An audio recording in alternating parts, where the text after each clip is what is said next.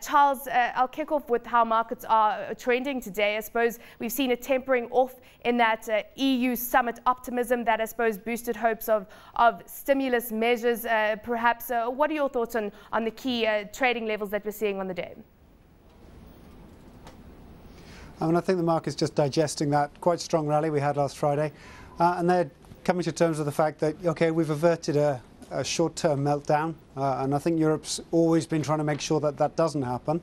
We know that the growth story is going to be weak. It's going to stay weak. Yes, the ECB will cut 25 basis points tomorrow. But where are we going to get the growth from? This growth compact just isn't enough. 120 billion euros. It sounds big. The EU's promising that it'll be spent quickly. I'd be stunned. The EU never spends anything quickly. But even if they could spend it quickly, to put it into context, Chinese new loans in June were probably around 115, 120 billion euros in just 4.5 weeks.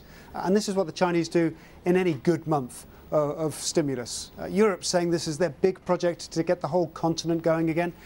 It's not going to work. Yeah, what we might have later this year, though, I think, is a pro-growth budget out of Germany, and that would be much more helpful. We saw those figures coming out of France today in terms of the taxes that they're looking to impose on the economy, just looking to impose 7.2 billion euros in new taxes and specifically targeting wealthy households and specifically targeting wealthy corporations like banks and energy companies. How's that going to affect France right now when we're starting to talk about France being potentially the next big economy that we must be starting to worry about? France has got worse budget than Italy. It's got worse debt than Spain. It is a country that's too big to fail within the Eurozone. But I mean, I saw it described as the longest suicide note in history, this budget. They're not looking or expecting growth to come out of this. Government spending is already extremely high in France at something like 56% of GDP. This is a story which looks like it's strangling the French economy. I don't know if you saw the open letter from Carmagnac's founder this morning in the Financial Times, basically criticising what the government's doing and saying this is the wrong approach. It's not going to get France going again. But as I said before, Germany might do something to help. You're saying a revised 2012 budget is the longest suicide note that many have seen. Of course, that obviously taking a humorous stance on a very scary situation that could play out in France. But do you think that Spain is an economy that we should be more worried about right now? We've seen Spanish yields tick up once again today. 6.38% is when I last looked. Totally should. 200% of GDP is the private sector debt. The good thing about the deal the last EU summit last week was that a lot of that debt, as it goes wrong, as people default on their mortgages, it's going to end up on the banks. It's then going to end up, it would have ended up on the government. Instead, the EU is now going to step in. But there's still a limit to how much the EU can afford to bail out Spanish banks. We're not getting any growth out of Spain or any sign of growth. And my major concern is the 24% of people who are unemployed today in Spain.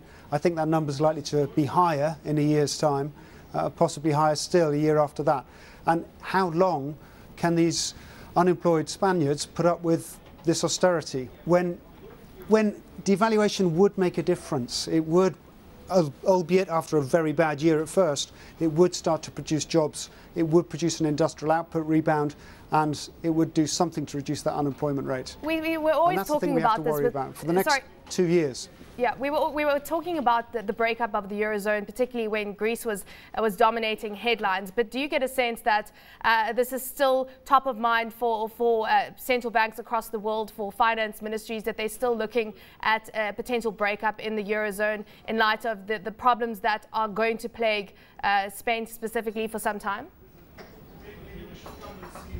I was in Moscow last week, St. Petersburg Forum the week before, listening to everyone from President Putin to former Finance Minister Kudrin in Russia. They're very concerned, and it sounds like they are preparing the plan B of what happens when the Eurozone breaks up. They're making sure they have contingency reserves. We think that this could impact on what central banks do, in Russia anyway, and maybe Turkey, because they'll be preemptively thinking about dealing with the consequences of a big blowout in perhaps in a year, perhaps in 2 years. Even the Saab is reportedly worried about this too. As you say, South African Reserve Bank concerned about potential breakup in the Eurozone. We know it's a key trading partner for South Africa. Charles, let's shift focus to China. We had that services data coming out. Looking at that HSBC PMI sitting at 52.3 in June, and the official PMI sitting at 56.7. That saying that the services sector has expanded at its fastest pace in 3 months.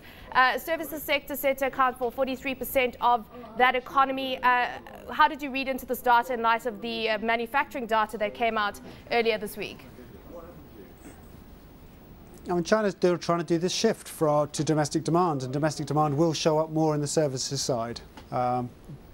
I still question why it's taken so long for them to get new loans going. The figures in May were better. Reports are suggesting they're going to be good for June as well. They could have done this 3 or 4 months ago. Inflation doesn't look too problematic. And I would have still thought that at this stage of a weak America, threatened by the fiscal cliff, still a weak Europe, China could afford to be doing more than it is to try and boost growth and make sure they at least get 8% this year. Do you think the Chinese government will then, as you say, they can afford to, there is space to do that? We've seen 3 cuts in that cash reserve requirement, 350 basis point cuts. Do you think that the Chinese government is going to start spending more aggressively or start stepping up action more aggressively to avert this concern around a hard landing at all? It is better than it was. At the beginning of this year, new loans, the 12-month new loans, were running at about 7.3 trillion renminbi, a little over $1 trillion over a year. That figure's now close to 8 trillion renminbi. So they have picked it up. We'd still hope to see a little bit more, but who in the markets wouldn't? But it's the fiscal cliff, I think, is the next area of focus for the markets in the US. And we've already had the IMF making comments about that in the last 24 hours as well. Charles, we're going to have to leave it there, but as you say, that a big concern, that fiscal cliff, which would mean that those tax cuts and those tax provisions which were set out in the Bush era expire, and that a big concern as to what that will mean for US GDP growth next year. Charles, we're going to have to leave it at that. We'll get into that another time. Thanks so much for your time today.